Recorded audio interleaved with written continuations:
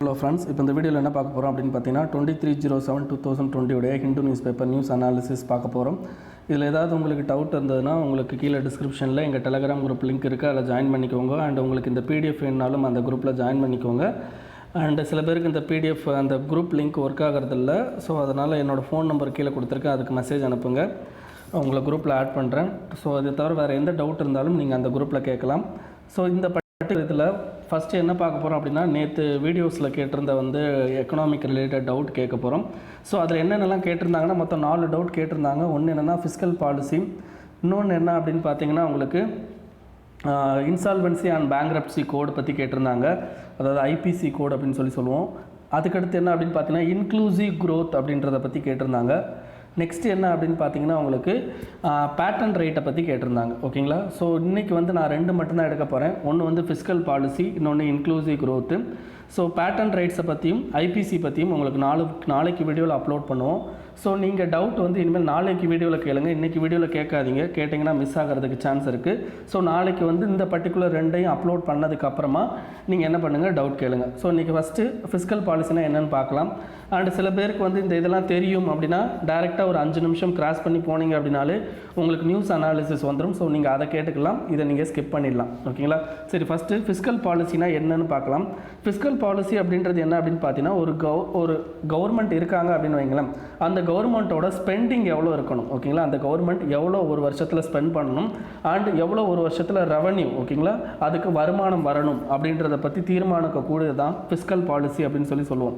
ஓகேங்களா? ஸோ இந்த fiscal பாலிசியோட objective என்ன அப்படின்னு பார்த்தீங்கன்னா, நம்ம கண்ட்ரியில் ஸ்பெண்ட் பண்ணுறது அல்லது நம்ம கண்ட்ரியில் ரெவன்யூவை இன்க்ரீஸ் பண்ணுறது. இந்த இதோட அப்ஜெக்டிவ் என்ன அப்படின்னு பார்த்தீங்கன்னா எக்கனாமிக் க்ரோத். ஓகேங்களா? ஸோ நம்ம என்ன பண்ணுவோம் அப்படின்னு பார்த்தீங்கன்னா, as per the economic status நம்ம கண்ட்ரியில் ஃபிஸ்கல் பாலிசி என்ன பண்ணுவோம் அப்படின்னா சேஞ்ச் பண்ணுவோம். சேஞ்ச் பண்ணுறது மூலமாக உங்களுக்கு எக்கனாமிக் க்ரோத் அப்படின்றது கிடைக்கும். அதுக்கடுத்து ப்ரைஸ் ஸ்டெபிலிட்டி, நம்ம வாங்குகிற பொருட்கள் இருக்குது பார்த்தீங்களா, நம்ம பொருட்களுடைய இன்ஃப்ளேஷன், ஸோ அந்த இன்ஃப்ளேஷனை ஸ்டெபிலைஸ் பண்ணுறதுக்கு நம்ம என்ன பண்ணலாம் அப்படின்னு பார்த்தீங்கன்னா இந்த ஃபிஸ்கல் பாலிசி டூல்ஸை யூஸ் பண்ணலாம். நெக்ஸ்ட்டு எம்ப்ளாய்மெண்ட்டை இம்ப்ரூவ் பண்ணுறதுக்கு நம்ம இந்த ஃபிஸ்கல் பாலிசியை யூஸ் பண்ணுவோம். சரி, ஃபிஸ்கல் பாலிசியில் என்ன மாதிரியான ஃபிஸ்கல் பாலிசிலாம் இருக்குது அப்படின்னு பார்த்தீங்கன்னா 3 வகையான ஃபிஸ்கல் பாலிசி இருக்குது. ஒன்று நியூட்ரல், இன்னொன்று கான்ட்ராக்ஷனரி, இன்னொன்று என்ன எக்ஸ்பான்ஷனரி அப்படின்னு சொல்லுவாங்க. நியூட்ரல் ஃபிஸ்கல் பாலிசி அப்படின்னா என்ன அர்த்தம் அப்படின்னா, நீங்கள் ஏதோ ஒரு உங்களுடைய எக்கனாமி இப்போ ஸ்டாண்டர்டைஸ்டு பொசிஷனில் இருக்குன்னா நீங்கள் என்ன பண்ண மாட்டீங்க அப்படின்னா உங்களுடைய டேக்ஸை இன்க்ரீஸ் பண்ணுறதோ ரெடியூஸ் பண்ணுறதோ பண்ண மாட்டீங்க. அதே மாதிரி நீங்கள் ஸ்பெண்ட் பண்ணுறீங்க பார்த்தீங்களா, அதையும் என்னென்னா நீங்கள் இன்க்ரீஸ் பண்ண மாட்டீங்க, டிக்ரீஸ் பண்ண மாட்டீங்க. லாஸ்ட் இயர் என்ன இருந்துச்சோ அதை அப்படியே மெயின்டைன் பண்ணுவீங்க. இதுதான் நியூட்ரல் ஃபிஸ்கல் பாலிசி அப்படின்னு சொல்லுவோம். அடுத்து என்னன்னா contractionary fiscal policy. Contractionary fiscal பாலிசினா என்ன பண்ணுவாங்க அப்படின்னா, உங்களுடைய எக்கனாமியில் உங்களுக்கு இன்ஃப்ளேஷன் ரொம்ப அதிகமாகுதுன்னா என்ன அர்த்தம், மணி சப்ளை ரொம்ப அதிகமாக இருக்குது. அப்போ மணி சப்ளை ரொம்ப அதிகமாக இருக்குன்னா அதை கவர்மெண்ட் பீப்புள் கையில் இருக்கிற அந்த மணியை கவர்மெண்ட் திரும்பி வாங்கணும். அப்போ என்ன பண்ணுவாங்கன்னா இந்த பர்டிகுலர் டயத்தில் கவர்மெண்ட் ஸ்பெண்ட் பண்ணுறதை ஸ்டாப் பண்ணிடுவாங்க. கவர்மெண்ட் ஸ்பெண்டிங் ரெடியூஸ் ஆகிடும்.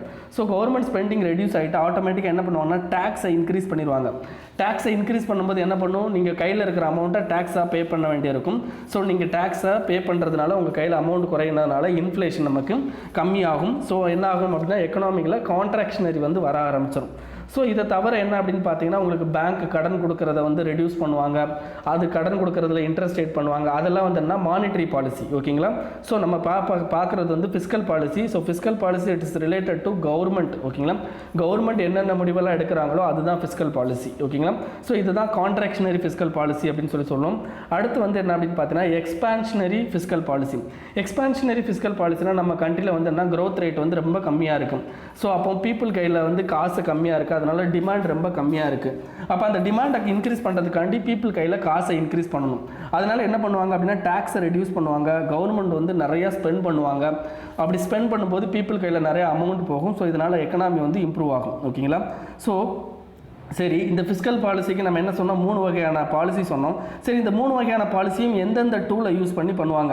இப்போ கவர்மெண்ட் ஸ்பெண்ட் பண்ணுறாங்க அப்படின்னா என்னென்ன மாதிரிலாம் ஸ்பெண்ட் பண்ணுவாங்க அப்படின்னு பார்த்தீங்கன்னா மெயின்டெனன்ஸ், லைக் நம்ம ஒவ்வொரு அட்மினிஸ்ட்ரேட்டிவ் இதுக்கும் பார்த்தீங்கன்னா சேலரிஸ் கொடுக்கணும், எல்லாமே கவர்மெண்ட் கொடுத்தாகணும். இந்த மாதிரி மெயின்டெனன்ஸ் காஸ்ட் இருக்கும். லோன் பேமெண்ட், ஏற்கனவே வந்து கவர்மெண்ட் வந்து வாங்கியிருந்த லோனுக்கு திருப்பி பே பண்ணுறது. அதுக்கடுத்து சப்சிடி கொடுக்கறது, கவர்மெண்ட் வந்து அதிகமாக சப்சிடி கொடுக்கும்போது கவர்மெண்ட் ஸ்பெண்டிங்கை வந்து இன்க்ரீஸ் பண்ணுறாங்கன்னு அர்த்தம். நிறைய வெல்ஃபேர் ஸ்கீம் கொண்டு வராங்க அப்படின்னாலும் இன்க்ரீஸ் பண்ணுறாங்க, அவங்களுடைய ஸ்பெண்டிங்கை இன்க்ரீஸ் பண்ணுறாங்க. அதே மாதிரி நிறைய வேஸ்ட்ஃபுல் எக்ஸ்பென்சஸ் வந்து என்ன பண்ணுவாங்க அப்படின்னா கவர்மெண்ட் பண்ணுவாங்க. லைக் ட்ரையல் அண்ட் எரர் மெத்தடில் ஏதாவது ஒரு ப்ராஜெக்டை கொண்டு வர்றது, அந்த ப்ராஜெக்ட் அப்படியே பாதிலே விட்டுட்டு வேறு ப்ராஜெக்ட்டுக்கு போகிறது, இதெல்லாம் பண்ணுவாங்க. ஸோ இதெல்லாம் ஸ்பெண்டிங்கில் வரும். இதே இது கவர்மெண்ட் வந்து எந்தெந்த ஏரியாஸ்லாம் ஏர்ன் பண்ணுவாங்க, ஏர்னிங் நடக்கும் அப்படின்னு பார்த்தீங்கன்னா டேக்ஸ் மூலமாக வந்து என்ன பண்ணுவாங்க, கவர்மெண்ட்டுக்கு வருமானம் வரும். அதே மாதிரி கவர்மெண்ட் வந்து பாரோ பண்ணுவாங்க சில டயத்தில். அதே மாதிரி என்ன பண்ணுவாங்க அப்படின்னா கவர்மெண்ட்டிட்ட இருக்க அசட்டை லீஸுக்கு விடுறது அல்லது சேல் பண்ணுறது. அதே மாதிரி பிஎஸ்யூங்கிறது பப்ளிக் செக்டார் யூனிட்ஸ்லேருந்து வர்ற ப்ராஃபிட்ஸ். ஸோ இதெல்லாமே வந்து கவர்மெண்ட்டோட ஏர்னிங். ஓகே, இதெல்லாம் ஃபிஸ்கல் பாலிசியில் முக்கியமான டூல்ஸ். சரி, நான் ஆல்ரெடி சொன்னேன் ஃபிஸ்கல் பாலிசிக்கும் மானிட்டரி பாலிசிக்கும் என்ன டிஃப்ரென்ஸ். ஃபிஸ்கல் பாலிசி அப்படின்றது கவர்மெண்ட் கொண்டு வர விஷயம், ரிலேட்டட் டு டேக்ஸு, கவர்மெண்ட் ஸ்பெண்டிங்கில் கொண்டு வருவாங்க. ஓகேங்களா.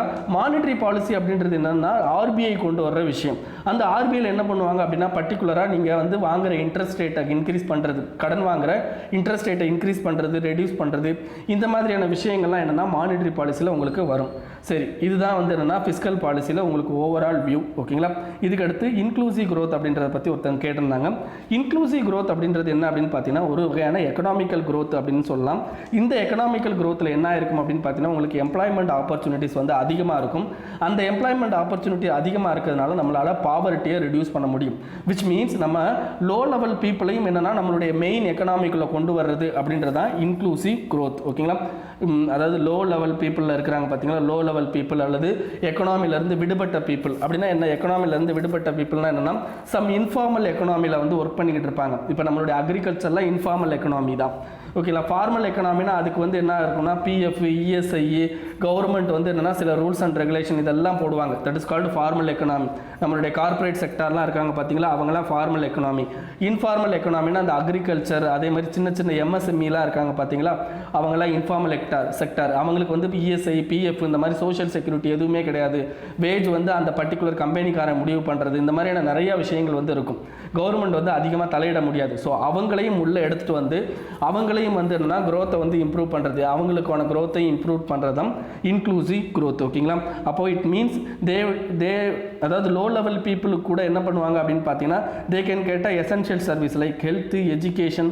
ஸோ இதெல்லாமே வந்து அவங்களுக்கும் கிடைக்கும். Like equality of opportunity, empowerment of people through education and skill டெவலப்மெண்ட்லாம் இந்த பர்டிகுலர் இன்க்ளூசிவ் growth-ல நடக்கும். ஸோ அப்போ இன்க்ளூசிவ் growth அப்படின்றது ஒரு ஃப்ரெண்ட்லி growth அப்படின்னு சொல்லுவோம். ஓகேங்களா. ஸோ இதன் மூலமாக நம்ம என்ன பண்ணலாம் அப்படின்னா குட் கவர்னன்ஸ் அப்படின்றத நம்மளால் இம்ப்ரூவ் பண்ண முடியும். அண்ட் கிரேட்டர் ஜெண்டர் சென்சிட்டிவிட்டி சொசைட்டியாக அது வந்து இருக்கும் அப்படின்னு சொல்லலாம். ஓஇசிடியில் இதுக்கான விளக்கமும் கொடுத்துருப்பாங்க. ஓகேங்களா. இன்க்ளூசிவ் growth அப்படின்றது economic growth that is distributed barely across society creates opportunities for all அப்படின்றது தான். ஓகேங்களா. சரி, இன்க்ளூசிவ் growth-ல என்னென்ன எலமெண்ட்லாம் இருக்குது அப்படின்னு பார்த்தீங்கன்னா இன்க்ளூசிவ் growth கொண்டு வரணும் அப்படின்னா நம்ம என்னென்ன ஏரியாஸ்லாம் வந்து நம்ம கவனம் செலுத்தணும் அப்படின்னா பாவர்ட்டி ரிடக்ஷனில் கவனம் செலுத்தணும், இண்டஸ்ட்ரியல் டெவலப்மெண்ட்டு, ரிடக்ஷன் இன் ரீஜனல் டிஸ்பாரிட்டி. ரீஜனல் டிஸ்பாரிட்டி அப்படின்னா இப்போ ஒரு எக்ஸாம்பிளுக்கு தமிழ்நாடு கொஞ்சம் வளர்ந்த ஸ்டேட்டு, இதே இது பீகார், நம்மளுடைய யூபி இதெல்லாம் எடுத்துக்கிட்டிங்கன்னா வளர்ச்சி குறைவான ஸ்டேட்டு. ஸோ இந்த மாதிரி வந்து டிஸ்பாரிட்டிஸ் வந்து அதிகமாக இருக்குது. ஸோ அதை வந்து என்னென்னா நம்ம ரெடியூஸ் பண்ணணும். Environmental protection, employment generation, agricultural development, social sector development, equal distribution of income. So இதெல்லாம் பண்ணோம்னா நம்மளுடைய இன்க்ளூசிவ் growth இன்க்ரீஸ் ஆகும். பட் இந்த இன்க்ளூசிவ் growth அச்சீவ் பண்ணுறதுக்கு நமக்கு நிறைய வந்து தடை கற்கள் இருக்குது. அது என்ன தடை கற்கள்னா பாவர்ட்டி, அன்எம்ப்ளாய்மெண்ட், அக்ரிகல்ச்சருடைய பேக்வேர்ட்னஸ், சோஷியல் டெவலப்மெண்ட்டில் இருக்க இஷ்யூஸ், நம்மக்கிட்ட இருக்கிற அந்த லைக் பழைய கல்ச்சரில் இருக்கிற சம் நெகட்டிவ் இதெல்லாம் வந்து இது பண்ணுறது. ஓகேங்களா. Next regional disparities. ஸோ இதெல்லாமே வந்து என்ன அப்படின்னு பார்த்தீங்கன்னா நம்மளுடைய இன்க்ளூசிவ் growth அச்சீவ் பண்ணுறதுக்கான சேலஞ்சஸ். ஸோ இதை பற்றி ரொம்ப டீட்டெயிலாக படிக்கணும். What is poverty, what is அன்எம்ப்ளாய்மெண்ட்லாம் பற்றி டீட்டெயிலாக படிக்கணும் அப்படின்னா இந்த பர்டிகுலர் வெப்சைட்டில் போய் பாருங்கள், நல்லாயிருக்கும். ஓகேங்களா. நெக்ஸ்ட் என்ன அப்படின்னு பார்த்தீங்கன்னா நம்ம நியூஸ் அனாலிசிஸ் போயிடலாம். நியூஸ் அனாலிசிஸில் first supreme court will hear today Rajasthan speakers plea against high court order. நேற்றே நம்ம பார்த்தோம். ஆக்சுவலாக நேற்று மத்திய பிரதேஷ்னு சொல்லிட்டு அதை அதை மன்னிச்சுக்கோங்க, ராஜஸ்தான். ஓகேங்களா?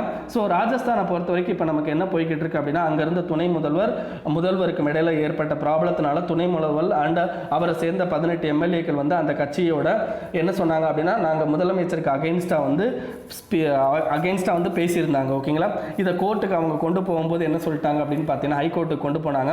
இந்த ஹைகோர்ட்டில் என்ன சொல்லிட்டாங்க அப்படின்னா, லைக் முதலமைச்சருக்கு அகெயின்ஸ்டாக பேசுறதுனாலே வந்து என்னன்னா, உங்களுக்கு வந்து it is not comes under anti defection லா அப்படின்னு சொல்லிட்டு என்ன பண்ணாங்க அப்படின்னா, யார் பெட்டிஷன் போட்டாங்களோ அவங்க தலைமையில இருந்து சொன்னாங்க. பட் ஸ்பீக்கர் நிலைமையில இருந்து ஸ்பீக்கர் என்ன சொன்னார் அப்படின்னா, அந்த ஹைகோர்ட்டில் அதாவது ஸ்பீக்கர் இன்னும் முடிவு எடுக்கலை. ஓகேங்களா? முடிவு எடுக்காத பட்சத்தில் இதில் கோர்ட்டு தலையிட முடியாது அப்படின்னு சொல்லிட்டு ஸ்பீக்கர் தரப்புல இருந்து வாதத்தை வச்சுருந்தாங்க. ஸோ இப்போ என்னன்னா, அதுக்கு ஹைகோர்ட் என்ன தீர்ப்பு கொடுத்துருந்தாங்க அப்படின்னா, லைக் நாங்கள் அடுத்த ஹியரிங் பண்ணுற வரைக்கும் நீங்கள் எந்த விதமான முடிவும் ஸ்பீக்கர் எடுக்கக்கூடாது அப்படின்ற தீர்ப்பை கொடுத்துருந்தாங்க. ஸோ இதை எதிர்த்து என்ன பண்ணியிருந்தாங்க அப்படின்னா, சுப்ரீம் கோர்ட்டுக்கு போயிருக்காங்க. ஸோ சுப்ரீம் கோர்ட்டில் இன்றைக்கி அந்த இதை வந்து என்ன ஹியரிங் நடக்க போகுது. ஓகேங்களா? ஸோ இதில் முக்கியமாக நம்ம தெரிஞ்சுக்க வேண்டியது கேஸ் என்ன அப்படின்னு பார்த்தீங்கன்னா, கியோட்டோ கோலகன் கேஸ் அப்படின்ற ஒரு கேஸ் இருக்குது. அந்த கேஸில் சுப்ரீம் கோர்ட் என்ன தீர்ப்பு கொடுத்துருப்பாங்க அப்படின்னா, உங்களுக்கு ஜுடிஷியல் இன்டர்வென்ஷன் பண்ணணும் அப்படின்னா நம்ம டிசிஷன் மேக்கிங் எடுத்ததுக்கு அப்புறம், அதாவது ஸ்பீக்கர் டிசிஷன் மேக்கிங் எடுத்ததுக்கு அப்புறம் தான் ஜுடிஷியல் இன்டர்வென்ஷன் பண்ணணும் அப்படின்ற ஒரு விஷயத்தை ஆல்ரெடி சுப்ரீம் கோர்ட் சொல்லியிருக்காங்க. இதை தவிர நமக்கு கான்ஸ்டியூஷனில் ஒரு ஆர்டிக்கலும் இருக்குது. அது என்ன ஆர்டிக்கல் அப்படின்னு பார்த்தீங்கன்னா, article 212. As per that article, அந்த பர்டிகுலர் நீங்கள் அந்த ஆர்டிக்கலை போயிட்டு தெளிவாக வந்து நீங்கள் கான்ஸ்டியூஷனில் போயிட்டு படிங்க. இந்த பர்டிகுலர் ஆர்டிக்கலில் என்ன சொல்லியிருக்கும் அப்படின்னு பார்த்தீங்கன்னா, உங்களுக்கு கோர்ட் வந்து லெஜிஸ்லேட்டிவ் ப்ரொசீடிங்ஸில் வந்து இன்டர்வென்ஷன் பண்ண முடியாது அப்படின்னு சொல்லியிருக்கும். இப்போ ஆன்டி டிஃபெக்ஷன் லாவை யார் முடிவு பண்ணணும்? ஸ்பீக்கர் முடிவு பண்ணும். அப்போ ஸ்பீக்கர் முடிவு பண்ணுறாருன்னா அவர் லெஜிஸ்லேட்டிவ் அசம்பிளிக்குள்ளே முடிவு பண்ணுறாரு. அப்போ லெஜிஸ்லேட்டிவ் அசம்பிளி என்னது? ஹவுஸோட ப்ரொசீடிங். ஓகேங்களா? அப்போ ஹவுஸோட ப்ரொசீடிங்குள்ளே ஹைகோர்ட் தலையிடுறதுக்கான உரிமை இருக்கானா? ஆஸ் பர் ஆர்டிகல் 212 படி உரிமை கிடையாது. ஓகேங்களா? ஸோ அப்போ after decision making, as per இந்த கேஸ் படியும் பார்த்தீங்கன்னா, ஆஃப்டர் டிசிஷன் மேக்கிங் தான் வந்து ஹைகோர்ட் தலையிட முடியும். பட் இப்போ லேட்டஸ்ட்டாக கொடுத்த தீர்ப்பில் ஹைகோர்ட் என்ன பண்ணியிருக்காங்க அப்படின்னா, ஸ்பீக்கர் அந்த முடிவு எடுக்கிறத வந்து ஸ்டாப் பண்ணி வச்சிருக்காங்க. ஸோ இதுதாங்க இந்த ரெண்டு விஷயமும் வந்து ரொம்ப ரொம்ப இம்பார்ட்டன்ட்.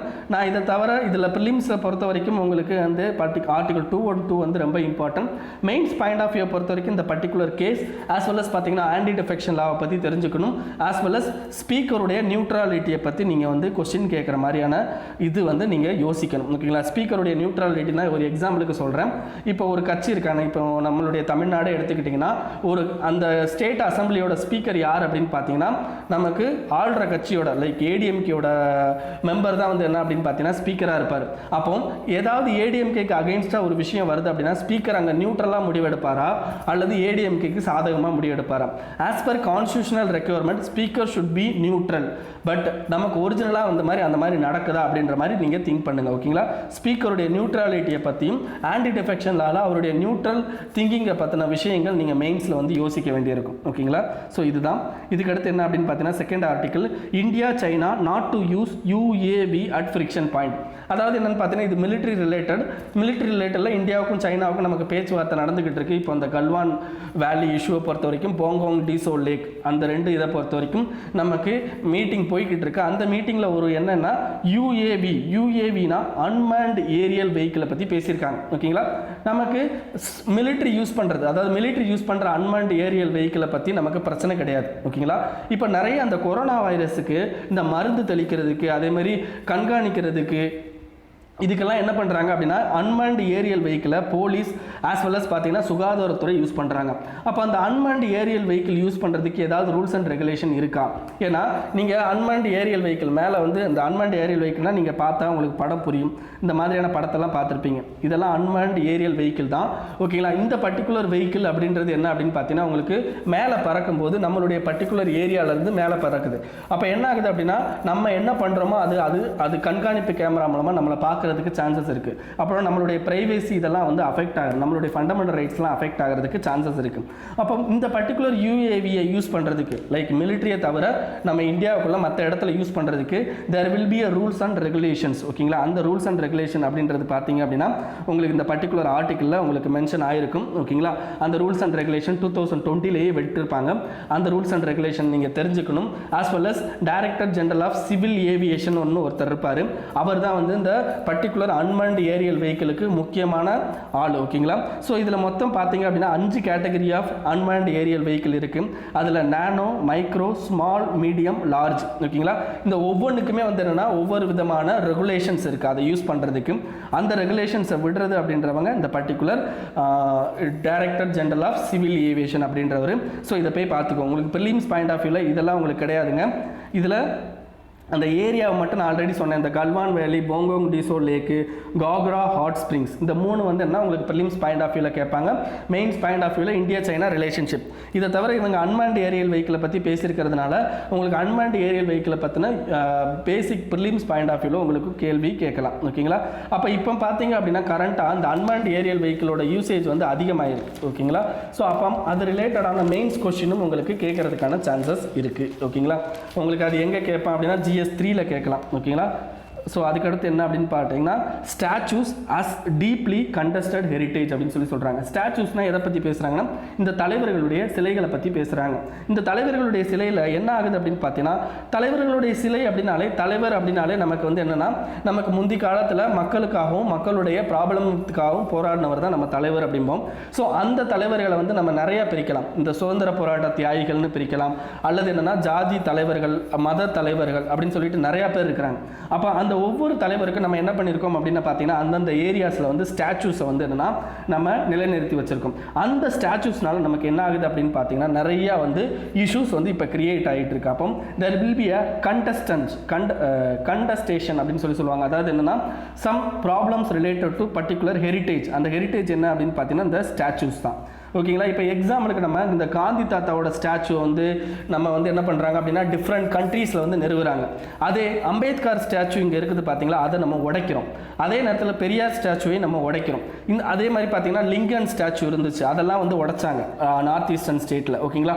இந்த மாதிரி ஸ்டாச்சூஸை உடைக்கிறது. அதே மாதிரி இப்போ பிரிட்டனில் பார்த்தீங்கன்னா லேட்டஸ்ட்டாக அதாவது என்னென்னா அதாவது ஸ்லேவோட ஓனரோட ஸ்டாச்சு இருந்த இடத்துல ஒரு ஸ்லேவோட இவங்களை கொண்டாந்து அந்த ஸ்டாச்சுவை வச்சுருப்பாங்க. ஸோ இந்த மாதிரி ஸ்டாச்சு இஷ்யூ அப்படின்றது நமக்கு பெரிய லெவலில் போய்கிட்டு இருக்கு. அப்போ வாட் இஸ் ஸ்டாச்சு? ஸ்டாச்சுனால என்ன நம்ம கண்ட்ரிக்கு நடக்குது, நம்மளுடைய கல்ச்சுரல் வேல்யூஸில் என்ன மாதிரி இருக்குது அப்படின்னு பார்த்தீங்கன்னா ஸ்டாச்சு இஸ் அ சிம்பிள். ஓகேங்களா? Statue is a simple. அது பர்டிகுலர் கம்யூனிட்டியோட சிம்பிளாகவும் இருக்கலாம், பர்டிகுலர் கண்ட்ரியோட சிம்பிளாகவும் இருக்கலாம். ஓகேங்களா? அப்போ இது என்னத்துக்கு கான்ட்ரிபியூட் பண்ணுது அப்படின்னு பார்த்தீங்கன்னா statue is contributing to the collective self அண்டர்ஸ்டாண்டிங்க்கு யூஸ் ஆகுது. கலெக்டிவ் செல்ஃப் அண்டர்ஸ்டாண்டிங்க்கு யூஸ் ஆகுது. நம்ம அம்பேத்கருடைய சிலையை பார்க்கும்போது நமக்கு ஆட்டோமேட்டிக்காக அவர் தலித் பீப்புளுக்கு என்ன மாதிரியான விஷயங்களை கொண்டு வந்திருக்காரு, அப்போ தலித் பீப்புள் அந்த காலத்தில் எப்படி இருந்தாங்க அப்படின்ற விஷயத்தையும், இப்போ பெரியார் சிலை பார்க்கும்போது அவர் கடவுள் எதிர்ப்பு அப்படின்ற மாதிரியான ஒரு இஷ்யூ அவரோட பிம்பத்தில் வந்து அந்த மாதிரி வரும். ஓகேங்களா? அப்போ ஒவ்வொரு ஸ்டாச்சுவையும் பார்க்கும்போது கலெக்டிவாக நம்மளுடைய அண்டர்ஸ்டாண்டிங் ரிலேட்டட் டு ஹிஸ்ட்ரி அப்படின்றத பற்றி தெரிஞ்சுக்க முடியும். இது ஃபஸ்ட்டு. ஓகேங்களா? அப்போ நம்மளுடைய ஹிஸ்ட்ரியோட லைஃப் அப்படின்றது, ஹிஸ்ட்ரியோட அந்த பேக்ரவுண்ட் லைஃப் அப்படின்றது நம்ம எதன் மூலமாக தான் தெரிஞ்சுக்கிறோம் அப்படின்னா அந்த ஸ்டாச்சு மூலமாகவும் தெரிஞ்சுக்கிறதுக்கு அதிகமான வாய்ப்புகள் இருக்குது. அதுக்கடுத்து முக்கியமானது என்னன்னா நம்மளுடைய ஐடென்டிட்டி ஆஸ் வெல் அஸ் பார்த்தீங்கன்னா நம்மளுடைய ஃபீலிங்ஸ். இந்த ஐடென்டிட்டி அண்ட் ஃபீலிங்ஸ் இது ரெண்டையுமே வந்து என்ன அப்படின்னு பார்த்தீங்கன்னா ஸ்டாச்சு வந்து எக்ஸ்பிரஸ் பண்ணுறதுக்கு அதிகமான வழிகள் இருக்குது. ஆஸ் வெல் அஸ் பார்த்தீங்கன்னா ஸ்டாச்சுஸ் வந்து எதை இம்ப்ரூவ் பண்ணும் அப்படின்னா நம்மளுடைய எத்திக்கல் வேல்யூஸை வந்து இம்ப்ரூவ் பண்ணுறதுக்கு சான்சஸ் இருக்குது. அப்போ அம்பேத்கரை பார்க்கும்போது தலித் பீப்புளுக்கு வந்து நம்ம அதிகமாக துன்பங்கள் கொடுத்துருக்கோம். ஸோ அப்போ அதை வந்து நம்ம வந்து என்னன்னா ஸ்டாப் பண்ணணும் அப்படின்ற ஒரு எண்ணம் நமக்கு வரணும். ஆஸ் வெல் அஸ் பார்த்தீங்க அப்படின்னா இப்போ பெரியார் சிலையோ காந்தியோட சிலையோ அல்லது மற்ற தலைவர்களுடைய சிலைகளை பார்க்கும்போது அவங்க இந்த பர்டிகுலர் சமுதாயத்துக்கு என்ன பண்ணியிருக்காங்க. இப்போ சர்தார் வல்லபாய் படேல் ஸ்டாச்சுன்னு எடுத்துக்கிட்டோம் அப்படின்னா நம்மளுடைய இந்தியாவோட யூனிட்டிக்கு அவர் எந்த அளவுக்கு ஹெல்ப் பண்ணியிருக்காரு அப்படின்ற ஒரு எண்ணம் வந்து என்னன்னா நமக்கு வரும். ஸோ அப்போ இந்த எத்திக்கல் வேல்யூஸ் வந்து என்னன்னா நம்மளுடைய இன்டர்னலில் டெவலப் பண்ணுறதுக்கு அது யூஸ் ஆகும். ஓகேங்களா? அப்போ இது என்ன பண்ணும் அப்படின்னு பார்த்தீங்கன்னா நம்மளுடைய ஃபர்காட்டன் ஸ்டோரிஸை வந்து அதாவது நிறைய ஸ்டோரிஸை நம்ம மறந்துருப்போம், அந்த ஸ்டோரிஸை வந்து எடுத்து காட்டுறதுக்கு இந்த ஸ்டாச்சூஸ் வந்து நமக்கு யூஸ் ஆகும். இதை தவிர நம்மளுடைய செல்ஃப் அஃபர்மிங் அதே மாதிரி செல்ஃப் டினையல். ஓகேங்களா? செல்ஃப் அஃபர்மிங்க்கும் இது யூஸ் ஆகும். அஃபர்மிங்க்குனா இந்த தலித்தோட இது வந்து இஷ்யூவை பற்றி நம்ம பார்க்கும்போது எஸ் நம்மளுடைய செல்ஃப் அஃபர்மிங் இப்படி இருக்குது அப்படின்ற மாதிரியும், செல்ஃப் டினையல் அப்படின்னா சில பேர் வந்து என்ன பண்ணுவாங்க அப்படின்னு பார்த்தீங்கன்னா உங்களுக்கு ஒரு எக்ஸாம்பிளுக்கு சொல்கிறேன்னா இப்போ பெரியார் சிலையை பார்த்தோன்னே செல்ஃப் டினையல் யார் பண்ணுவாங்க அப்படின்னா இந்த ஹையர் காஸ்ட் பீப்புள் வந்து என்னன்னா நாங்கள் இப்படிலாம் இல்லை அப்படின்ற மாதிரியான ஒரு டினையல் வந்து அவங்க மனசுக்குள்ளே வரும். ஸோ அப்போ இந்த மாதிரியான ஒவ்வொரு விஷயங்களையும் வந்து என்ன நம்ம ஸ்டாச்சூஸில் வந்து தெரிஞ்சுக்கலாம். ஸ்டாச்சு ஆல்சோ உங்களுக்கு எக்ஸ்பிளைன் அபவுட் உங்களுக்கு பார்த்தீங்க அப்படின்னா கேஸ்ட் ரிலேட்டட், ஓகேங்களா, இந்த மாதிரியான எல்லா விஷயத்தையும் வந்து என்ன அப்படின்னு பார்த்தீங்கன்னா உங்களுக்கு எடுத்துகிட்டு வரும். ஆஸ் வெல் அஸ் பார்த்தீங்கன்னா நம்மளுடைய பொலிட்டிக்கல் லெவல்லையும் ஏதாவது ஒரு பாலிசி சேஞ்சஸ் வருது அப்படின்னாலும் கீ டிசிஷன் மேக்கர்ஸுக்கு மேலே ஒரு ப்ரெஷர் கொண்டு வரனாலும் இந்த பர்டிகுலர் ஸ்டாச்சூஸை நம்ம யூஸ் பண்ணலாம், ஓகேங்களா. ஸோ நம்ம இவங்களை ஹெரிட்டேஜ் சம்மந்தமாக மட்டும்தான் நம்மளை அவங்கள பார்க்கணுமே தவிர நம்ம என்ன பண்ணுறோம் அப்படின்னா ஜாதி தலைவர்களாகவும், ஓகேங்களா, ஜாதி அடிப்படையிலும் தான் அவங்கள பார்க்குறோம். இதுலேருந்து ஏதாவது ஒரு டைவர்சிஃபிகேஷன் தான் பார்க்குறோம், ஓகேங்களா. இப்போ ஒவ்வொருத்தர் இப்போ அம்பேத்கரை எடுத்துக்கிட்டோம் அப்படின்னா அம்பேத்கருக்கு அகென்ஸ்டாக செயல்படுறவங்க அப்படின்றவங்க தலித் அப்படின்ற ஒரு விஷயத்தை மறந்துடுறாங்க, ஓகேங்களா. அவர் வந்து தலித் அவங்களுக்கு வந்து நான் நிறையா உச்சமான பண்ணியிருக்காரு. இதை தவிர அவர் சுதந்திர போராட்டத்துக்கு நிறைய தியாகங்களை பண்ணியிருக்காரு. இப்போ அந்த சிலையை உடைக்கிறவனோ, இப்போ பெரியார் சிலையை உடைக்கிறவனோ இல்லாட்டி அந்த பர்டிகுலர் அம்பேத்கர் சிலையை உடைக்கிறவங்களோ பர்டிகுலராக அந்த கண்ட்ரிக்கு ஏதாவது பெருசாக பண்ணியிருக்காங்கன்னா ஒன்றும் பண்ண மாட்டான். அவன் ஜாதி மதத்தை பற்றி தான் பேசிக்கிட்டு இருப்பானே தவிர மக்களுடைய இன்னல்களுக்கு ஏதாவது ஒரு போராட்டம் நடத்தியிருப்பானா அப்படின்னா நடத்திருக்க மாட்டான். ஒரு எக்ஸாம்பிளுக்கு இப்போ அம்பேத்கரை எடுத்தோம் அப்படின்னா அவர் தலித் அளவுகளுக்கு எந்த மாதிரியான விஷயம் இது பண்ணியிருக்காரு. அதே மாதிரி காந்தி தாத்தாவுடைய நிறைய போராட்டங்களில் கலந்துக்கிட்டு இருக்காரு. அதே மாதிரி இப்போ இருக்கிற இந்த அம்பேத்கரை எதிர்க்கிறவங்க அதை மாதிரி பண்ணியிருக்காங்களா? பண்ணுறது கிடையாது. ஆனால் வந்து அம்பேத்கரை சிம்பிளாக எதிர்ப்பாங்க. இதே இது பெரியாரை வந்து என்ன பண்ணியிருப்பாங்க அப்படின்னா பெண் உரிமைக்காகவும் பெண் விடுதலைக்காகவும் நிறைய போராட்டங்கள் நடத்தியிருப்பார். ஜாதி மதங்களை பற்றி எதிர்த்து நிறையா பேசியிருப்பார். நிறையா வந்து இதுக்காண்டி ஜெயிலுக்கு போயிருப்பார், அடிபட்டிருப்பார். ஸோ இந்த விஷயங்களெல்லாம் வந்து எதிர்த்து பேசுகிறவங்க இப்போ இருக்கிறாங்கல்ல அந்த ஹையர் காஸ்ட் பீப்புளோ அல்லது கடவுளில் வந்து ஆதரவு கொள்கை உடையவங்கள் என்ன பண்ணுறாங்க அப்படின்னா சிம்பிளாக வந்து அவர் எதிர்க்கிறாங்களே தவிர பட் அவருடைய கொள்கைகளில் அவர் இருந்த மாதிரியான ஸ்டாண்டர்ட் வந்து இவங்க கிட்ட இருக்கிறது கிடையாது. ஏன் அப்படின்னா இவங்க வந்து அந்த மாதிரியான போராட்டங்கள் எதுவும் நடத்துறது கிடையாது. இவங்களுடைய பொலிட்டிக்கல் மோட்டிவேஷனுக்காண்டி மட்டும்தானே இப்போ நடந்துகிட்டு இருக்கு. பொலிட்டிக்கல் அண்ட் மணி மோட்டிவேஷனுக்காண்டி மட்டும்தான் இப்போ நடந்துகிட்டு இருக்கே தவிர பட் அந்த காலத்தில் இருந்த தலைவர்கள் எல்லாருமே வந்து என்னன்னா அவங்களுடைய பாலிசி அப்படின்னு இருந்தது அப்படின்னா அதுக்காண்டி உயிரை கொடுக்கவும் இருந்தாங்க. பட் இப்போ இருக்கவங்க அப்படி கிடையாது, மணியை வாங்குறதுக்கு மட்டும்தான் இருக்காங்க. ஸோ அந்த மாதிரியான விஷயங்கள் எல்லாமே இதில் பேசியிருக்காரு. ஸோ அப்போ காந்தி தாத்தாவோட சிலை அப்படின்றத வந்து என்ன இந்த பர்டிகுலர் பர்சன் அதாவது இந்த ஆர்டிக்கல் எழுதியிருக்கிறவர் வந்து வரவேற்கிறார். ஏன்னா அவருடைய ஸ்டாச்சுவை நம்ம பார்க்கும்போது நமக்கு பீஸ் ரிலேட்டட் விஷயங்கள் வந்து தோணும். ஸோ அதே மாதிரி வந்து என்ன அப்படின்னு பார்த்தீங்கன்னா இன்னும் நிறைய ஸ்டாச்சுஸை வந்து கொண்டு வரணும். லைக் எம்எஸ் சுப்புலட்சுமியோட ஸ்டாச்சுவை கொண்டு வரணும் அப்படின்றாரு. குமார் கந்தர்வா அப்படின்ற ஒருத்தருடைய ஸ்டாச்சுவை கொண்டு வரணும். பேகம் அக்தர் அப்படின்றவங்களுடைய ஸ்டாச்சுஸை கொண்டு வரணும் அப்படின்றதையும் இவர் சொல்கிறார், ஓகேங்களா. ஸோ இது எந்த அளவுக்கு உங்களுக்கு வந்து யூஸ்ஃபுல்லாக இருக்கும் அப்படின்னா உங்களோட மெயின்ஸில் பேப்பர் 1ல் உங்களுக்கு கல்ச்சர் ரிலேட்டட் கொஷின்ஸ் வந்து கேட்குறதுக்கு ஸ்டாச்சு ரிலேட்டட் கல்ச்சரல் கொஷின்ஸ் வந்து கேட்கலாம் மேபி, ஓகேங்களா. ஸோ அதை பற்றி இது பண்ணுங்கள். இல்லாட்டி ஸ்டாச்சு வச்சு இப்போ வந்து உங்களுக்கு டிவைசிவ் பாலிடிக்ஸ் வந்து நிறையா நடந்துக்கிட்டு இருக்குது ஸ்டாச்சுஸை வச்சு, ஓகேங்களா. அம்பேத்கர் ஸ்டாச்சு வச்சோ திருவள்ளுவர் ஸ்டாச்சு வச்சுமே நமக்கு நடந்துக்கிட்டு இருந்திருக்கு, ஓகேங்களா. அதுக்கடுத்து என்ன அப்படின்னு பார்த்தீங்கன்னா உங்களுக்கு பெரியார் ஸ்டாச்சு வச்சு இந்த டிவைசிவ் பாலிடிக்ஸ் வந்து இப்போ நடந்துக்கிட்டு இருக்குது நம்ம கண்ட்ரியில். ஸோ அது எல்லாத்தையுமே நீங்கள் வந்து என்னென்னா இதில் அட்ரஸ் பண்ணலாம் பர்டிகுலராக. Next setup A high court for Puducherry, ஓகேங்களா. அதாவது புதுச்சேரி வந்து என்ன அப்படின்னு பார்த்தீங்கன்னா யூனியன் டெரிட்டரி. இந்த பர்டிகுலர் யூனியன் டெரிட்டரி அப்படின்றது பார்த்தீங்க அப்படின்னா உங்களுக்கு அதனுடைய ஹைகோர்ட் இதெல்லாம் வந்து என்னன்னா யார் பார்த்துக்கிறாங்க அப்படின்னா மெட்ராஸ் ஹைகோர்ட் தான் பார்த்துக்கிறாங்க, ஓகேங்களா. புதுச்சேரியோட கேசஸ் எல்லாமே மெட்ராஸ் ஹைகோர்ட் தான் பார்த்துக்கிறாங்க. இதுக்கு கான்ஸ்டியூஷனில் வழிவகை இருக்கா அப்படின்னு பார்த்தீங்கன்னா இருக்கு. அதாவது ஒரு ஸ்டேட்டுக்கோ அல்லது 2-3 ஸ்டேட்டுக்கோ அல்லது ஒரு யூனியன் டெரிட்டரி ஒரு ஸ்டேட்டுக்கோ சேர்ந்தாப்புல நம்ம என்ன பண்ணிக்கலாம் அப்படின்னா நம்ம காமன் ஹைகோர்ட் வந்து வச்சுக்கலாம். ஆஸ் பர் ஆர்டிகல் 231 படி காமன் ஹைகோர்ட் வச்சுக்கலாம். இல்லை யூனியன் டெரிட்டரிக்கு தனியாக ஹைகோர்ட் வச்சுக்க முடியறதுக்கு பவர் இருக்கா அப்படின்னா எஸ், ஆஸ் பர் ஆர்டிகல் 241 படி என்ன பண்ணிக்கலாம் அப்படின்னா யூனியன் டெரிட்டரிஸ்க்கு தனியாக வந்து ஹைகோர்ட் வச்சுக்கலாம். சரி, இந்தியாவில் எந்த யூனியன் டெரிட்டரிக்கு தனியாக ஹைகோர்ட் இருக்குது அப்படின்னு பார்த்தீங்கன்னா உங்களுக்கு டெல்லிக்கு மட்டும்தான் தனியாக வந்து ஹைகோர்ட் இருக்குது. இதை தவிர வேறு எல்லா யூனியன் டெரிட்டரிக்குமே வந்து ஜாயிண்ட் ஹைகோர்ட் லைக் இப்போ பார்த்தீங்கன்னா டெல்லி லைக் நம்மளுடைய பாண்டிச்சேரிக்கு எடுத்திங்கன்னா மெட்ராஸ் ஹைகோர்ட் இருக்கும், ஓகேங்களா. இதே இது அந்தமான் நிக்கோபாருக்கு அப்படின்னு பார்த்தீங்கன்னா உங்களுக்கு வெஸ்ட் பெங்கால் ஹைகோர்ட் வந்து அந்தமான் நிக்கோபாருக்கு யூஸ் பண்ணிப்பாங்க. லட்சத்தீவுக்கு வந்து கேரளா ஹைகோர்ட் வந்து யூஸ் பண்ணிப்பாங்க. ஸோ இந்த மாதிரி வந்து கம்பைன்ட் ஹைகோர்ட் வந்து நிறையா இருக்குது. இதில் வந்து என்ன ஏன் வந்து புதுச்சேரிக்கு இவங்க காமன் ஹைகோர்ட் வந்து தனியாக கேட்குறாங்க அப்படின்ற நிறையா விஷயங்கள் இருக்குது. இப்போ புதுச்சேரியை நம்ம இந்தியாவோட எப்போ மெர்ஜ் பண்ணோம் அப்படின்னா 1962 மெர்ஜ் பண்ணியிருப்போம், ஓகேங்களா. புதுச்சேரியை ஃப்ரெஞ்சிட்ட இருந்து நம்ம என்ன பண்ணியிருப்போம் அப்படின்னா 1962 நம்ம கண்ட்ரி கண்ட்ரியோட மெர்ஜ் பண்ணியிருப்போம்.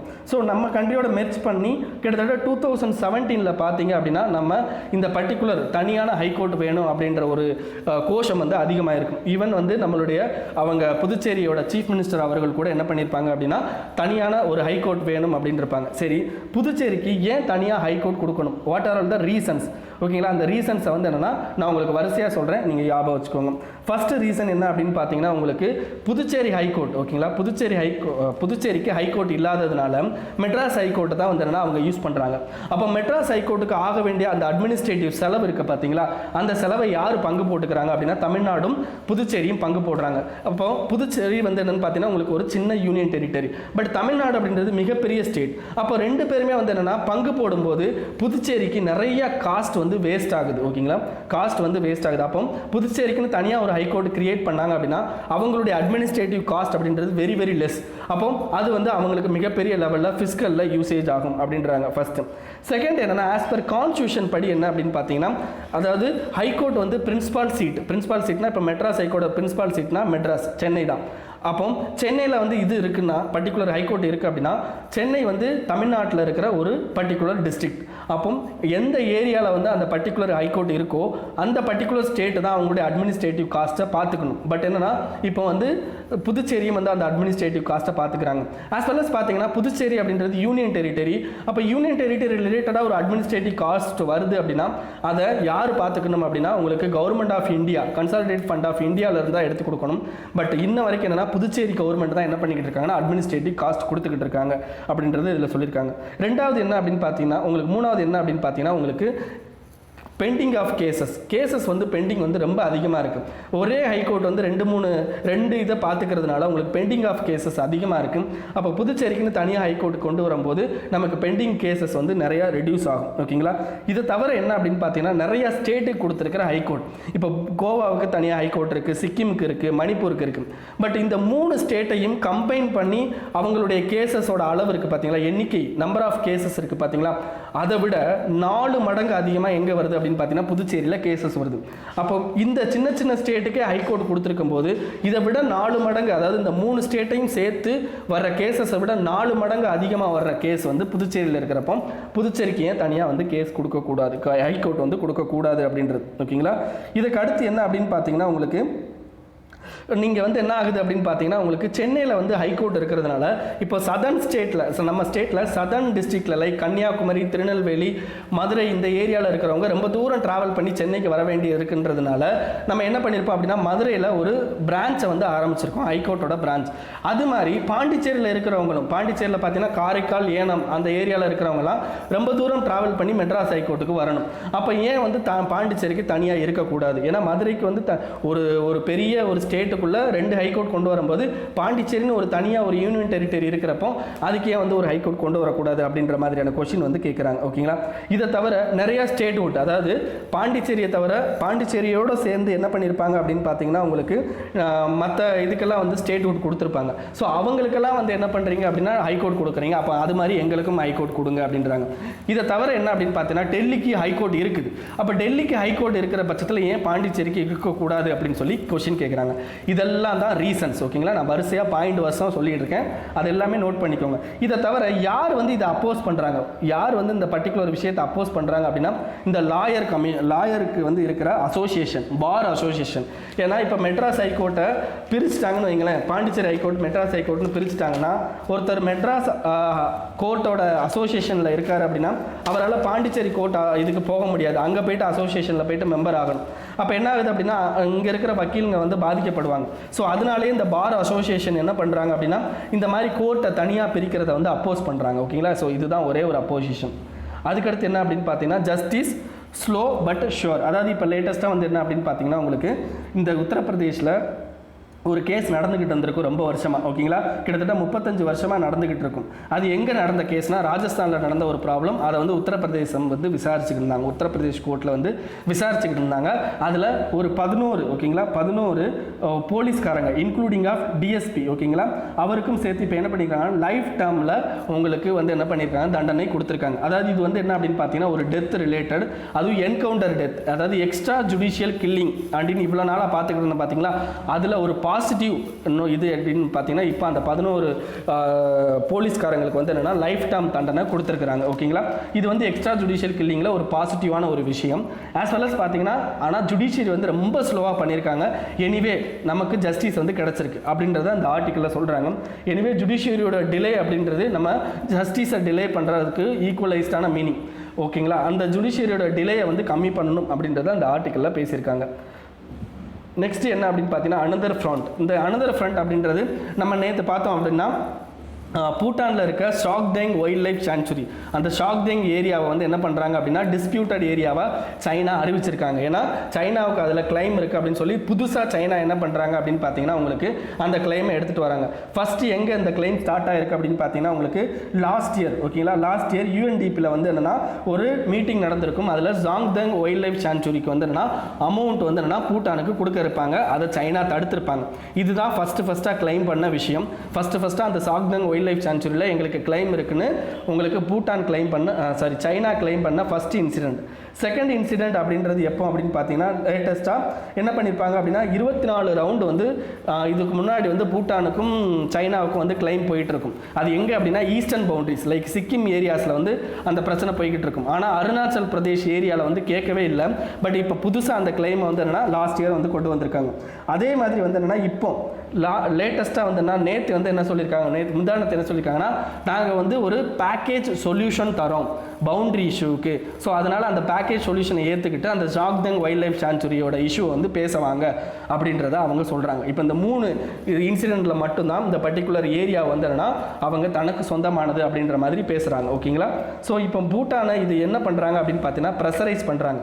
ஃபஸ்ட்டு பூட்டானை ப்ரெஷரைஸ் பண்ணுறாங்க. செகண்டு இந்தியா கூட பூட்டான் க்ளோஸ் ரிலேஷன்ஷிப்பில் இருக்குது. ஸோ அப்போ அதை தடுக்கிறதுக்கும் வந்து என்னென்னா அவங்க இந்த மாதிரியான ஒர்க் பார்க்குறாங்க அப்படின்றத இந்த பர்டிகுலர் ஆர்டிக்கிளில் வந்து என்னென்னா பேசியிருக்கிறாங்க. ஓகேங்களா, இது இந்தியா பூட்டான் அண்ட் சைனாவோட ட்ரைலேட்ரல் ரிலேஷன்ஷிப்பை பற்றி நீங்கள் யோசிக்க வேண்டிய விஷயம். Next are people in J and K citizen are subject. அதாவது ஜேஎன்கேல இருக்கிற பீப்புள் வந்து சிட்டிசனா அல்லது அவங்க ஒரு நார்மலான சப்ஜெக்டா அப்படின்னு கேட்குறாங்க. சப்ஜெக்ட்டுக்கு உயிர் இருக்காதுங்க, அதுதான். ஓகேங்களா, இதை எதை பொறுத்து பேசுகிறாங்க அப்படின்னு பார்த்தீங்கன்னா ஜேஎன்கேல இன்ன வரைக்கும் என்னன்னா உங்களுக்கு இன்டர்நெட் வந்து என்ன அவங்களுக்கு கொடுக்கல. Internet shut down after article 370 and 35A remove பண்ணதுலேருந்து உங்களுக்கு அங்கே இன்டர்நெட் ஷட் டவுன் அப்படின்றது போய்கிட்டு இருக்கு. இப்போ லேட்டஸ்ட்டாக ஒரு கேஸ் வந்திருக்கும். அது என்ன கேஸ்னா அனுராதா பேசின் வெஸ்ட் யூனியன் ஆஃப் இந்தியா கேஸ்னு ஒரு கேஸ் வந்திருக்கும். இந்த கேஸுக்கு அப்புறம் தான் அங்கே என்ன பண்ணியிருப்பாங்க 2G இன்டர்நெட்டை அவங்களுக்கு கொடுத்துருக்குறாங்க. ஓகேங்களா, அது வரைக்கும் இப்போ இன்டர்நெட்டை அவங்களுக்கு கொடுக்கல. சரி, இன்டர்நெட்டை கொடுக்காததுனால நமக்கு இன்டர்நெட்னால என்னென்ன யூசேஜ் அப்படின்னு பார்த்தீங்கன்னா உங்களுக்கு ஃபஸ்ட்டு முக்கியமாக என்ன பண்ணலாம் அப்படின்னு பார்த்தீங்கன்னா நம்மளுடைய எக்கனாமிக்கல் இப்போ இருக்கிற காலகட்டத்தில் எக்கனாமிக்கல் வேல்யூவை நம்ம இம்ப்ரூவ் பண்ணணும் அப்படின்னா இன்டர்நெட் அப்படின்றது ரொம்ப ரொம்ப இம்பார்ட்டன்ட். ஆஸ் வெல் அஸ் பார்த்தீங்கன்னா எஜுகேஷன், மெடிசன், ப்ரெஸ்ஸு, கோர்ட்டு, இது எல்லாத்துக்குமே இன்டர்நெட் அப்படின்றது ரொம்ப ரொம்ப இம்பார்ட்டன்ட். இதை தவிர இன்டர்நெட் எதுக்கு யூஸ் ஆகும் அப்படின்னா ஃபேக் நியூஸை வந்து என்ன பண்ணலாம் அப்படின்னா நீங்கள் வந்து அதிகப்படுத்தவும் செய்யலாம். அதே மாதிரி ஃபேக் நியூஸு ரூமரை கட்டுப்படுத்துறதுக்கு நமக்கு இன்டர்நெட் அப்படின்றது மிகப்பெரிய லெவலில் யூஸ் ஆகும். ஓகேங்களா, பட் என்ன பண்ணுறாங்க அப்படின்னா கவர்மெண்ட் வந்து இப்போ பர்டிகுலராக இந்த கவர்மெண்ட் என்ன பண்ணியிருக்காங்கன்னா உங்களுக்கு இந்த பர்டிகுலர் ஜேஎன்கேல என்னன்னா இன்டர்நெட் ஷட் டவுன் பண்ணியிருக்காங்க. இந்த இன்டர்நெட் ஷட் டவுன் அப்படின்றது டிஸ்ப்ரொபோர்ஷனேட் அப்படின்னு சொல்கிறாங்க. அதாவது இது வந்து என்னன்னா there is no rational thinking. இந்த இன்டர்நெட் ஷட் டவுனில் ரேஷனல் திங்கிங் இல்லை, அறிவார்ந்த விஷயங்கள் இல்லை அப்படின்னு சொல்கிறாங்க. ஃபர்ஸ்ட் இதனால் லிபர்ட்டி வந்து அஃபெக்ட் ஆகிருக்கு அப்படின்னு சொல்கிறாங்க. செகண்டு கோர்ட்டும் வந்து என்ன பண்ணிருச்சு அப்படின்னா சுப்ரீம் கோர்ட்டும் failed to act for this independent check. அதாவது என்னென்னு பார்த்தீங்கன்னா கோர்ட், அதாவது சுப்ரீம் கோர்ட் என்ன பண்ணியிருக்காங்க, தேர் வில் பி சுப்ரீம் கோர்ட்டுக்கு இண்டிபெண்டன்ட் இருக்குது. பட் இருந்தாலும் அவங்க என்ன பண்ணியிருக்காங்க அப்படின்னு பார்த்தீங்கன்னா கவர்மெண்ட் பண்ண இந்த இன்டர்நெட் ஷட் டவுனை கிட்டத்தட்ட 1 வருஷம் ஆக போகுது. இன்ன வரைக்கும் அதுக்கான எஃபெக்டிவான மெஷர்ஸ் வந்து கொண்டு வரல. ஓகேங்களா, இதனால் என்ன ஆகுது அப்படின்னு பார்த்தீங்கன்னா உங்களுக்கு கம்யூனிகேஷன் அண்ட் மூவ்மெண்ட் வந்து மிகப்பெரிய லெவலில் உங்களுக்கு அஃபெக்ட் ஆகிருக்கு. அண்டு இவங்க ஓவராலாக இன்டர்நெட்டை ஷட் டவுன் பண்ணதுக்கு பதிலாக எந்தெந்த வெப்சைட்லாம் இந்த மாதிரி ரூமர்ஸோ அல்லது நமக்கு கவர்மெண்ட்டுக்கு அகேன்ஸ்டாக போகிற மாதிரி இருக்கோ அதை மட்டுமே வந்து பிளாக் பண்ணியிருக்கலாம். அப்போ ஆல்டர்னேட்டிவ் மெத்தட் வந்து நிறைய மெத்தட் இருக்குது. அப்படி இருக்கிறப்போ கவர்மெண்ட் வந்து கம்ப்ளீட்டாக பேன் பண்ணது அப்படின்றது என்ன அப்படின்னு பார்த்தீங்கன்னா இது வந்து அத்தாரிட்டேரியன் கவர்மெண்ட் மாதிரி இருக்குது அப்படின்னு சொல்கிறாங்க.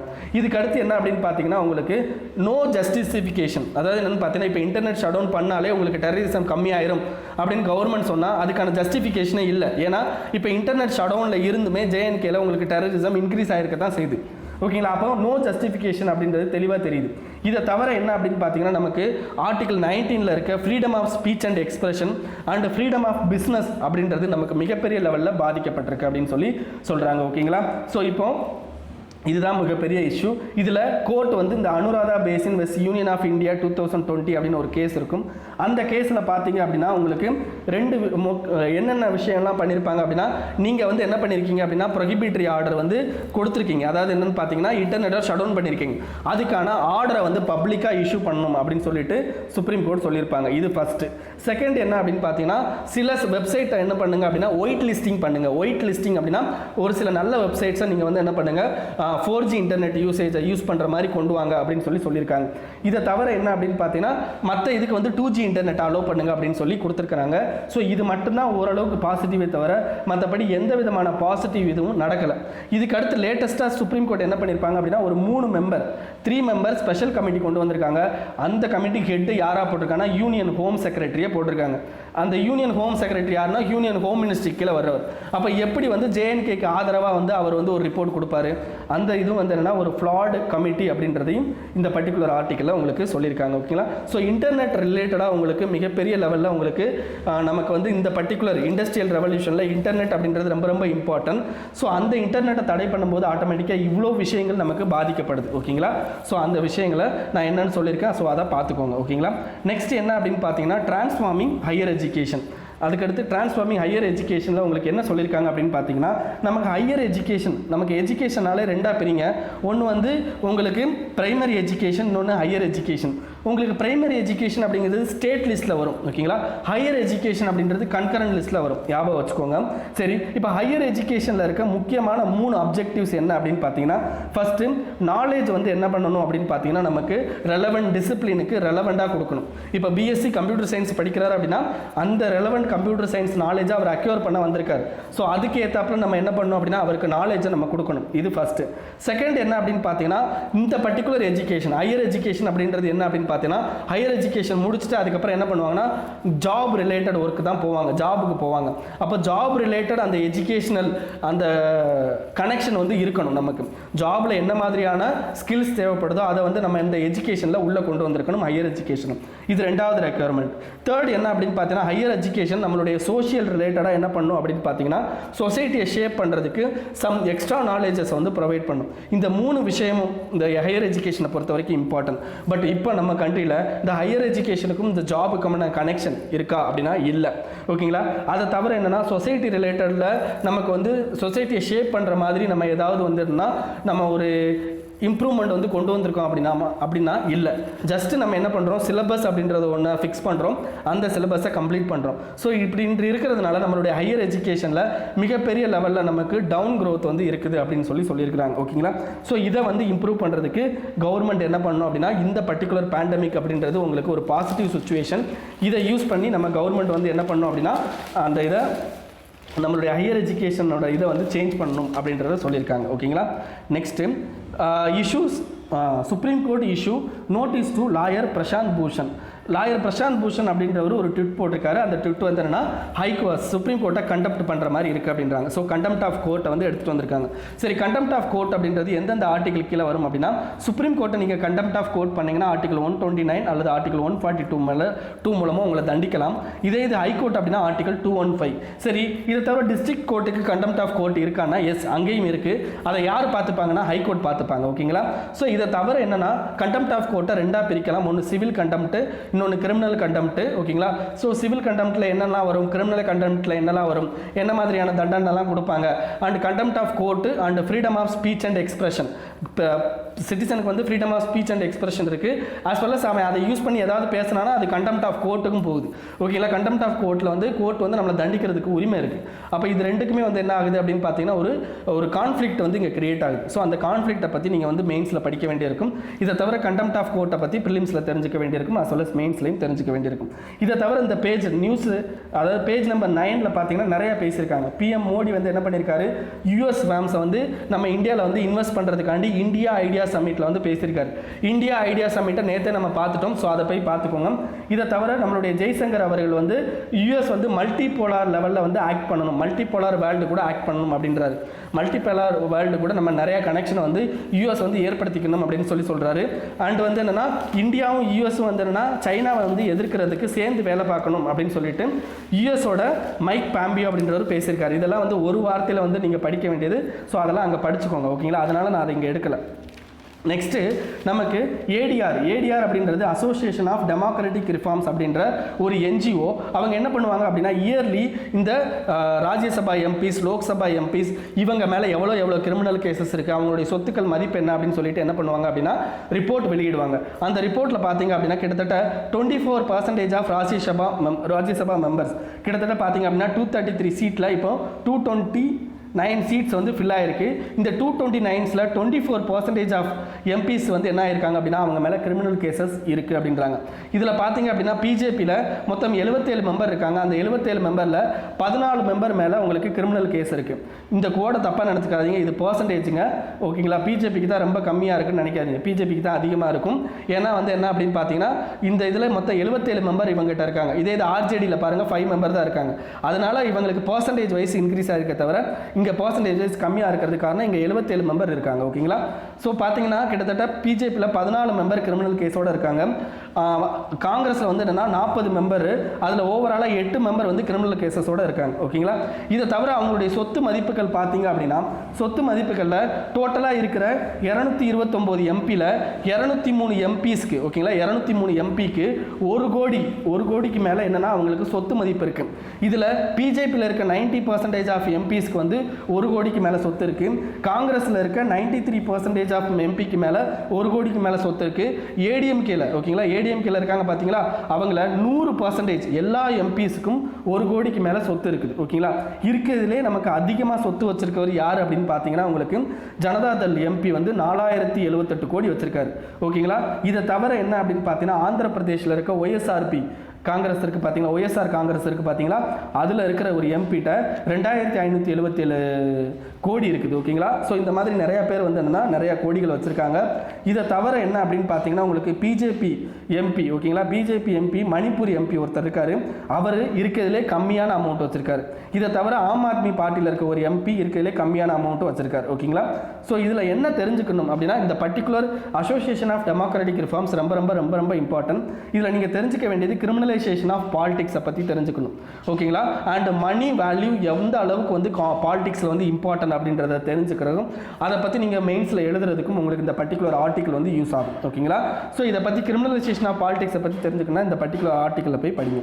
நெக்ஸ்ட்டு ஆப்கான் கூட்ஸ் அரைவ் வயா அட்டாரி வாகா அப்படின்னு சொல்லியிருக்காங்க. நமக்கு இந்தியா, அதுக்கடுத்து பாகிஸ்தான், இதுக்கடுத்து ஆப்கானிஸ்தான். ஸோ இங்கேருந்து கூட்ஸ் வரணும் அப்படின்னா ஒன்று கடல் வழியாக வரணும், இல்லது கடல் வழியாக வர்றதுக்கும் என்னது யார் வரணும் அப்படின்னா ஈரான் வரணும். ஏன்னா இது ஒரு லேண்ட் லாக்டு கண்ட்ரி, ஓகேங்களா? நமக்கு ஆப்கானிஸ்தான் வந்து டைரெக்டாக வந்து கடல் கனெக்ஷன் வந்து கிடையாது. ஸோ ஈரான் வழியாக தான் வந்தாகணும் அல்லது பாகிஸ்தான் வழியாக வந்தாகணும், ஓகேவா? ஸோ பாகிஸ்தான் வழியாக வரணும் அப்படின்னா 2 வகையான ஏரியா இருக்குது. ஒன்று வந்து என்ன அப்படின்னு பார்த்தீங்கன்னா அட்டாரி வாகா, ஓகேங்களா, வாகா அட்டாரி பார்டர், இது வந்து பஞ்சாபில் இருக்குது, ஓகேங்களா? இங்கேருந்து பஞ்சாப் பாகிஸ்தான் வழியாக நமக்கு கூட்ஸ் வந்து வருது அப்படின்றாங்க. இது தவிர இன்னொரு ஏரியா இருக்குது, அது என்ன முனாபோ பார்டர் கிராசிங் ஏரியா, இது வந்து குஜராத் ஏரியாவில் இருக்கும், ஓகேங்களா? இது வந்து பாகிஸ்தானுக்கு நமக்குமான கனெக்ஷன், ஓகேங்களா? ஸோ இந்த பர்டிகுலர் லொக்கேஷன் மட்டும் தெரிஞ்சுக்கோங்க, வேறு எதுவும் தேவையில்லை. Next US order China to close Texas consulate அப்படின்னு சொல்கிறாங்க. டெக்சாஸில் இருக்கிற, அதாவது யூஎஸில் டெக்சாஸில் இருக்கிற நமக்கு சைனாவோட தூதரகத்தை, துணை தூதரகத்தை மூட சொல்லி யூஎஸ் வந்து ஆர்டர் கொடுத்துருக்காங்க. ஸோ இதில் நீங்கள் தெரிஞ்சுக்க வேண்டியது என்ன அப்படின்னு பார்த்தீங்கன்னா Vienna convention on consular access 1963, Vienna convention on consular access. Consular ஆக்சஸ்னால் கன்சுலர்னா என்ன அர்த்தம் அப்படின்னா இந்த தூதரகம் அப்படின்றது தான் மீனிங். கன்சுலர் ஆக்சஸ் 1963. ஸோ இதை பற்றி தான் படிக்கணும். அண்ட் இதை தவிர என்னென்னா உங்களுக்கு இதை பற்றி படிக்கிறதுக்கு உங்களுக்கு இந்த பர்டிகுலர் வெப்சைட்டில் வந்து நல்லாயிருக்கும், போய் படிங்க. ஏதாவது டவுட்னா வந்து குரூப்பில் கேளுங்க. ஸோ இதை தவிர என்ன அப்படின்னு பார்த்தீங்கன்னா உங்களுக்கு இந்த யூஎஸ் சைனா ரிலேஷன்ஷிப்பை பற்றி தெரிஞ்சுக்கணும், அவ்வளோதான். நெக்ஸ்ட் என்ன அப்படின்னு பார்த்தீங்கன்னா ப்ரிலிம்ஸில் கண்டிப்பாக இந்த வட்டம் வியன்னா கன்வென்ஷனை பொறுத்த வரைக்கும் 2 இருக்குது. ஒன்று டிப்ளமேட்டிக் ரிலேஷன், இன்னொன்று கன்சுலர் ரிலேஷன். ஓகேங்களா, டிப்ளமேட்டிக் ரிலேஷன், இன்னொன்று கன்சுலர் ரிலேஷன். ஸோ இந்த ரெண்டுமே ரொம்ப ரொம்ப இம்பார்ட்டன்ட் இந்த வருஷம் பொறுத்த வரைக்கும். ஓகேங்களா, நெக்ஸ்ட் என்ன அப்படின்னு பார்த்தீங்கன்னா இ பிளாட்ஃபார்ம் அப்படின்றது இந்த அமேசான், கூகுள் அந்த மாதிரி என்னென்னா நிறைய டிஜிட்டல் பிளாட்ஃபார்ம்ஸ் இருக்குது. பார்த்தீங்களா, கிட்டத்தட்ட இப்போ லேட்டஸ்ட்டாக ஒரு 59 ஆப்ஸை வரை நம்ம க்ளோஸ் பண்ணோம். இது எல்லாமே பார்த்தீங்கன்னா டிஜிட்டல் பிளாட்ஃபார்ம். இந்த டிஜிட்டல் பிளாட்ஃபார்ம் அப்படின்றது மிகப்பெரிய லெவலில் கன்சர்னாக இருக்குது. எதுக்கு அப்படின்னு பார்த்தீங்கன்னா டிஃபென்ஸ் ஆஸ் வெல் அஸ் பார்த்தீங்கன்னா ஒரு பர்டிகுலர் இண்டிவிஜுவலுடைய ப்ரைவசிக்கு மிகப்பெரிய கன்சர்னாக இருக்குது. ஸோ அப்போ அவங்க என்ன பண்ணணும் அப்படின்னா ரெஸ்பான்சிவாக நடந்துக்கணும், ஆஸ் வெல் அஸ் பார்த்தீங்கன்னா சென்சிட்டிவாக நடந்துக்கணும் அப்படின்றத நம்ம பர்டிகுலர் ரவிசங்கர் பிரசாத் அப்படின்ற மினிஸ்டர் வந்து இதை பற்றி பேசியிருக்கார். அவ்வளோதாங்க இன்னைக்கு நியூஸ். ஓகேங்களா, இதை உங்கள் ஃப்ரெண்ட்ஸோட ஷேர் பண்ணிக்கோங்க அண்ட் மறக்காமல் இந்த சேனலுக்கு சப்ஸ்கிரைப் பண்ணிக்கோங்க. Thank you friends.